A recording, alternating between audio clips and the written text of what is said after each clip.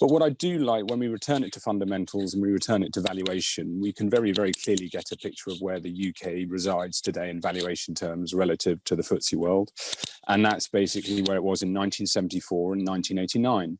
Now, I think 1974 was something of a special situation. The market itself was very cheap on 5 times earnings, and the UK market would go up 130% in the next 12 months. But I think 1989 perhaps feels representative. You sat down on Jan 1 of that year and paying 13 times the UK equities, and the equity market would be up something like 30%. So clearly we hope history can repeat itself. But I do think you alluded to the last 4.5 years, which have been really sort of, a rumbling, rolling agony, really.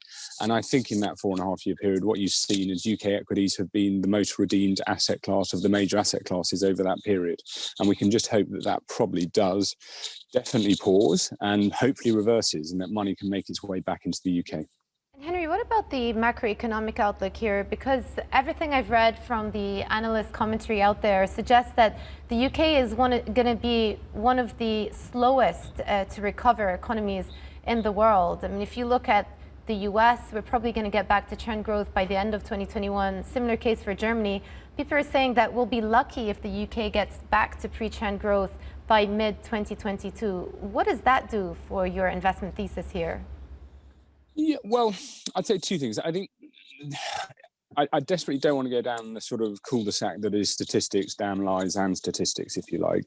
But I mean, the way we measure GDP is very different to other countries. So, for example, we are an output-based measurement of GDP. So, for example, therefore, our education sector recorded a massive recession in 2020, and it was the only education recession anywhere on the planet because of the way we measure these things. So I think perhaps, we do tend to find with economists, they do try to perpetuate what they see in the now. And clearly the UK will go down in the history books as one of the poorer performing economies in 2020. And as I say, I think a lot of it is to do with those output-based measures. I always think mean reversion is one of the most powerful things that you tend to see in economics. And so therefore, I think the fact that the UK was not just the worst performing economy allegedly in 2020, but it's forecast to be in 21 and 22, I think is too pessimistic. I think you can look at the pent-up potential in this country is probably even greater from a business investment perspective than we see in other areas, because business investment has been held back, I think, by Brexit uncertainty. So I think you can see a correction in business investment to the upside ahead of expectations.